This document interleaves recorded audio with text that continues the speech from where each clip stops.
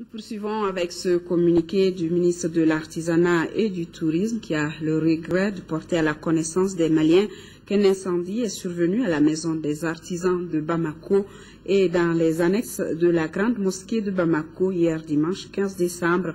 En fin d'après-midi, cet incendie déclaré vers 18 h a pu être maîtrisé aux environs de 21 h grâce à l'intervention rapide des sapeurs-pompiers, de la police nationale, des artisans et surtout des populations riveraines.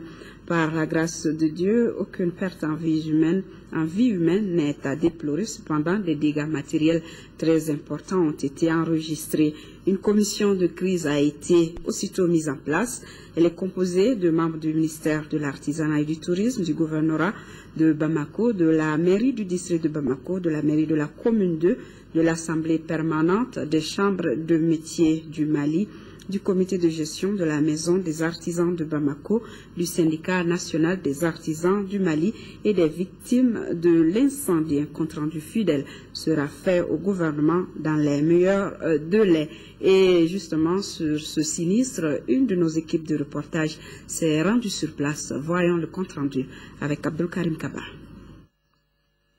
Une quarantaine de magasins, d'ateliers et de marchandises en fumée. Voilà le triste bilan de l'incendie déclaré ce dimanche au côté sud-ouest de la grande mosquée de Bamako. Selon les témoins, cet incendie serait dû à un court-circuit. Informé de la situation, le ministre délégué chargé des affaires religieuses et du culte est venu exprimer la compassion du gouvernement. Au regard de l'ampleur du sinistre, donc au nom du président de la République et du gouvernement, du chef du gouvernement, donc je me suis rendu sur les lieux pour constater de visu,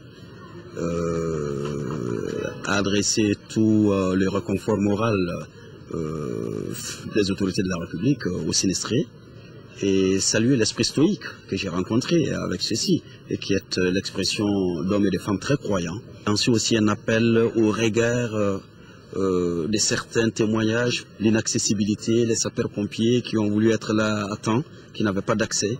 Alors donc je crois qu'il y a aussi l'esprit civique. Présent sur le lieu, Mouanou Menkoro Traoré a apporté son réconfort aux victimes.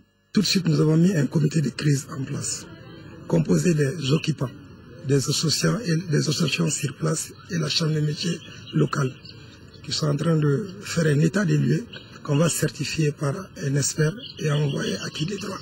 Il faut signaler qu'en plus des magasins, une partie de la direction de la grande mosquée de Bamako a été aussi brûlée.